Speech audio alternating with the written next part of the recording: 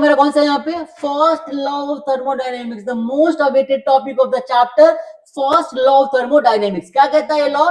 ये लॉ कहता है भाई, बहुत ही शानदार स्टेटमेंट देता है इस लॉ ने। इस लॉ ने कहा है कि भाई हमारे पास कोई system, suppose we have a system, ये क्या है हमारे पास सिस्टम है, ठीक है। और इस सिस्टम के अंदर क्या है भाई, कुछ मॉलिक्यूल है, कुछ मासेस है, कुछ गैसेस है, कुछ भी हो सकता है। इस सिस्टम को हमने कोई एनर्जी दी, क्या दिया हमने भाई, हमने इस सिस्टम को हीट एनर्जी प्रोवाइड करी, ठीक है भाई। तो जो हम हीट एनर्जी देते हैं Q, वो क्या हो जाता है, वो होता है C अपॉन में N डेल्टा T। तो C इज इक्वल टू लिख सकते हैं क्या कि Q N डेल्टा T, ये इसका एक फॉर्मूला आता है Q N डेल्टा T, ठीक है। अब C तो भाई क्या होता है, स्पेसिफिक हीट बोलते हैं इसको, राइट। लेकिन जो हीट का फॉर्मूला Q होता है, ये हमने सिस्टम को दी है। तो सिस्टम क्या करेगा, इस हीट को दो तरीके से इस्तेमाल करेगा। क्या करेगा भाई, या तो अपने काइनेटिक, अपने इंटरनल एनर्जी को इंक्रीज करेगा, या फिर अपने को वर्क डन करेगा। यही है first law of thermodynamics.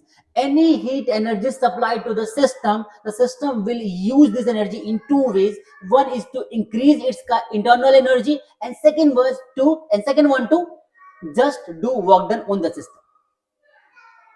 Yeah, by the system, work done by the system. क्या होता है, देखो हमारे पास मतलब कि क्या है, मान लो कि इसका स्टेटमेंट प्रॉपर, इसका डेफिनेशन है, डेफिनेशन तो ये हो जाएगा, इसका प्रॉपर डेरिवेशन क्या है कि dq is equal to du plus में dw। क्या मतलब होता है इसका, ध्यान से देखो भाई। इसका मतलब होता है कि du जो यहाँ पर हमने दिया है, du है, ये du तो बेसिकली क्या है, इंटरनल एनर्जी हो जाएगी हमारी। dq जो है ये क्या है, सप्लाइड हीट एनर्जी। और अगर मैं बात करूं dw, तो वर्क डन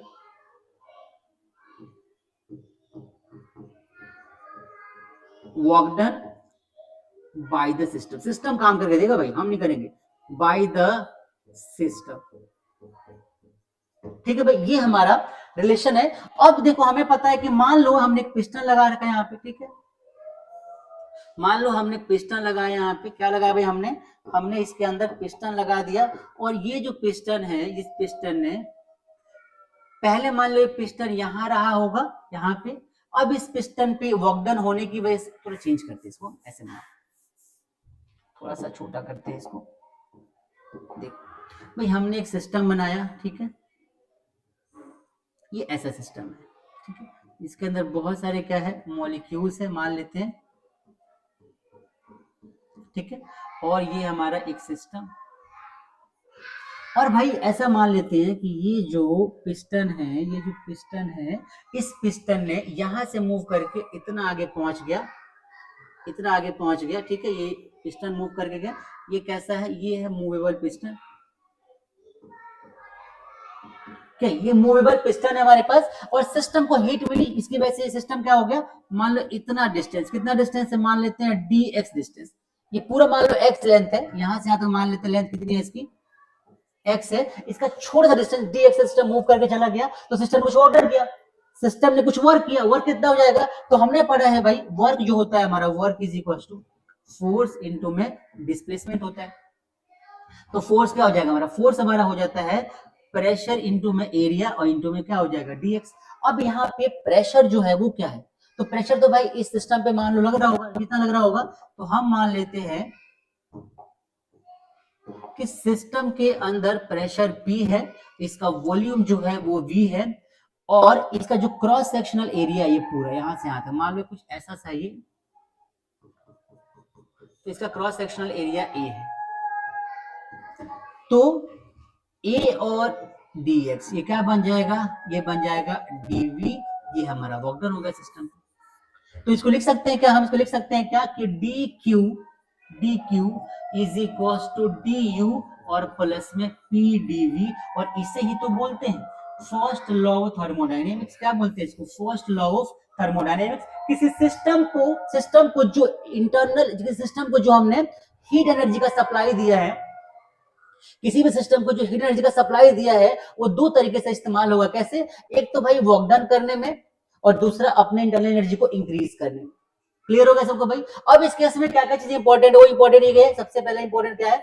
सबसे पहला इंपॉर्टेंट ये है कि हीट व्हेन, यहाँ पे हीट आ जाएगा, इसको हम हीट लिखेंगे, इसको heat is given to the system, dq is positive and temperature of the system increases, that is d positive, and the work done by the system will be given as a positive। मतलब कि जो dw होगा उसके लिए जरूरी चीज क्या है कि भाई जो हमने dq दिया है वो सिस्टम को दिया है तो पॉजिटिव होगा।